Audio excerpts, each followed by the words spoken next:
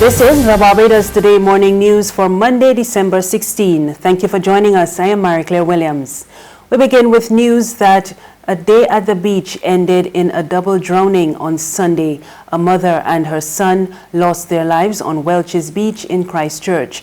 Our investigations thus far has indicated that those two victims were seen in the beach, in a shallow area of the beach, and they were pulled from the beach by some other persons who were on the beach and tried to help them, resuscitate them. Unfortunately, they didn't. Medical personnel have visited and have confirmed, unfortunately, that they have passed away. We are now in a position trying to get their identity. We're speaking to other individuals on the beach, and we are asking anyone who might have had relatives or friends at the beach to contact us or even pass by so we can try to get information related to the identity of the mother and we're told her son. In other news this morning, Commerce Minister Dwight Sutherland is calling on charities to partner with government to assist vulnerable children, especially those who are being abused. He was addressing the Eden Lodge Youth Charitable Trust on the weekend.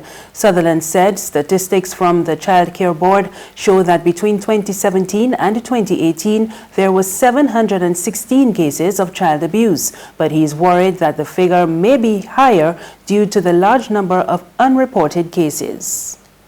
And they went on to say that 947 children were affected. Even though there was child abuse of 716 cases, more children were affected. You know why? Because you have brothers and sisters and you have friends who feel your pain. Between 2018 and 2019, statistics from the Child Care Board says 663 cases were reported affecting some 885 children. Makes me want to cry.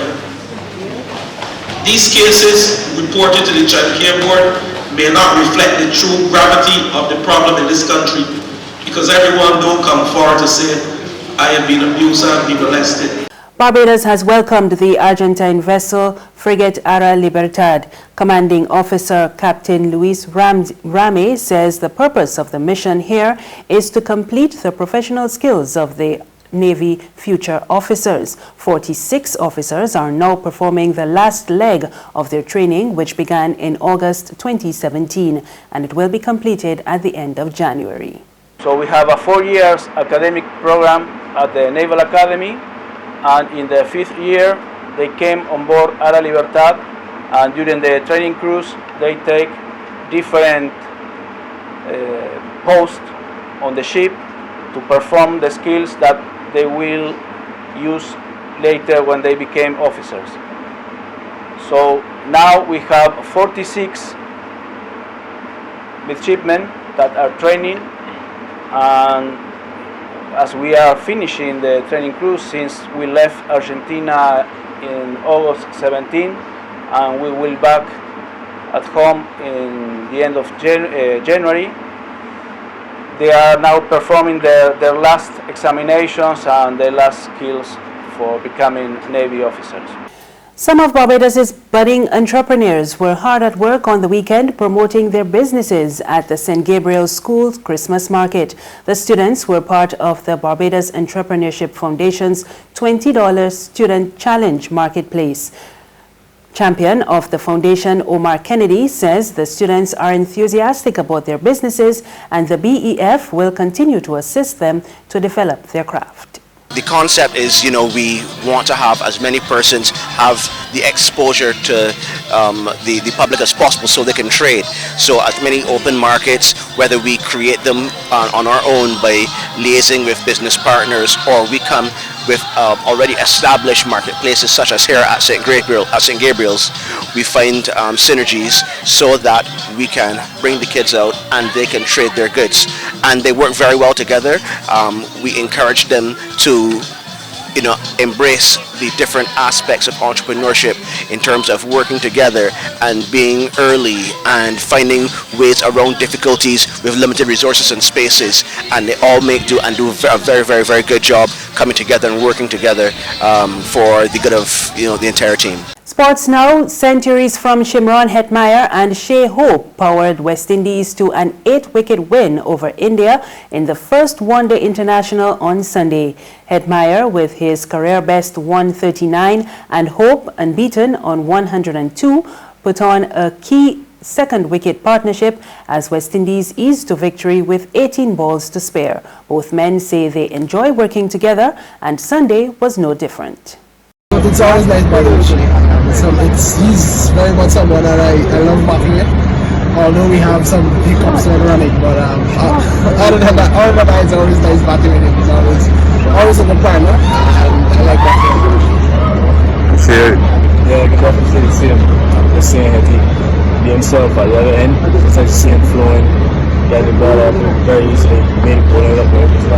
So it's just nice to see that he scores some runs and get it back into the form that is long due, but let's work on the running and do some good partnerships. The men in maroon now lead the 3-match series 1-0 and the next match will be played on Wednesday. There's regional and international news after this short break. Festive Friday at the Bridgetown Night Market at Pelican Craft Center. Kick off the weekend this Friday from 4 p.m. to midnight with loads of food, drinks, and entertainment. Get ready for crop over with the Rhythm Root Street Parade. Party like it's Kadooman Day on the street around Pelican Village with costume reveler, music, and more. It's Festive Friday. It's Festive Friday at the Bridgetown Night Market at Pelican Village Center from 4 p.m. to midnight. Admission free.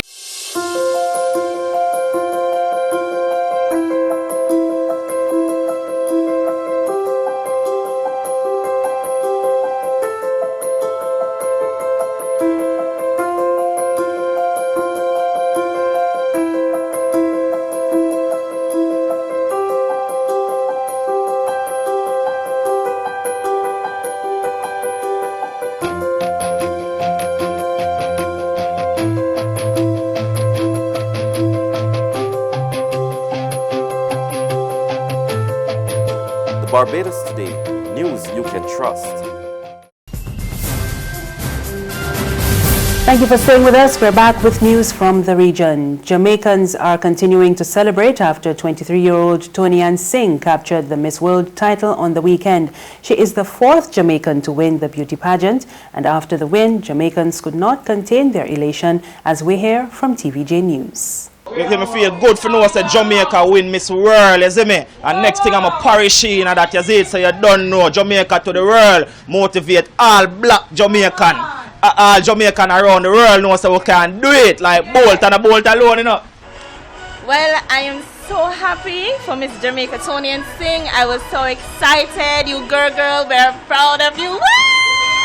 A Jamaican, we born as a champion. So you send both Michael McCallum, top them and down them. Words can't explain how me feel. I just sorry I never meet and Miss World and win. So yeah, girl, go on with herself. We just feel elated for you that Miss Jamaica win and all the blessing and all the things we happen in Jamaica. We can say we is a better nation if we put ourselves in the right perspective of everything. We love to see enough more of them things, you see me?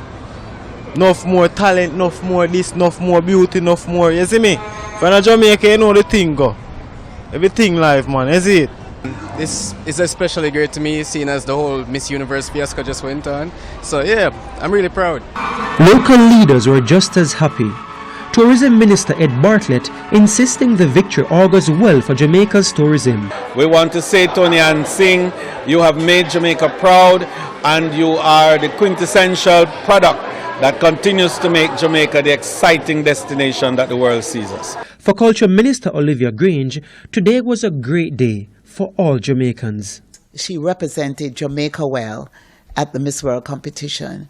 She brought to that competition a certain passion, a certain focus, determination, and more than anything else, she kept saying, "Minister, pray for me."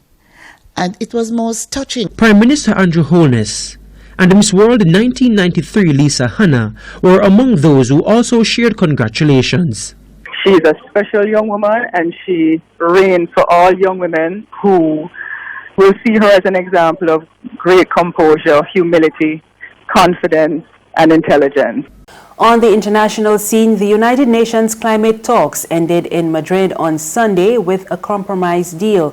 Delegates reached agreement on the key question of increasing global response to curbing carbon emissions. All countries will now need to make new climate pledges ahead of the major conference in Glasgow next year. We get more in this Reuters report. It was seen as a chance to show global willpower in tackling the climate crisis. But a UN summit in Madrid limped to a close on Sunday, with major economies snubbing the bold action scientists say is needed to tackle global warming. But we can't accept paragraph 30 and would insist on its deletion. Thank you. We're also disappointed. Delegates pointed the finger at Brazil, China, Australia, Saudi Arabia and the United States, some of the world's biggest greenhouse gas emitters, for resisting calls to ramp up ambitions to cut emissions. That meant that the conference closed with only a modest declaration on the, quote, urgent need to close the gap between existing pledges and the temperature goals of the landmark 2015 Paris Climate Agreement. Many developing countries and campaigners had wanted to see much more explicit language. Closing the summit, which ran on for 2 extra days, Chile's Environment Minister Carolina Schmidt said more was expected of them by the next generations. And that's the news, but for the very latest, visit our website at www.barbadostoday.bb. You can also subscribe to our e-paper, email updates, or like us on Facebook and sign up for breaking news alerts via WhatsApp. We're also on Izumi Media in bus terminals and Screenplay at supermarkets and gas stations near you. You can also hear us on Mix 96.9 FM and Capital Media HD 99.3 FM. I am Mary Claire Williams. Good morning.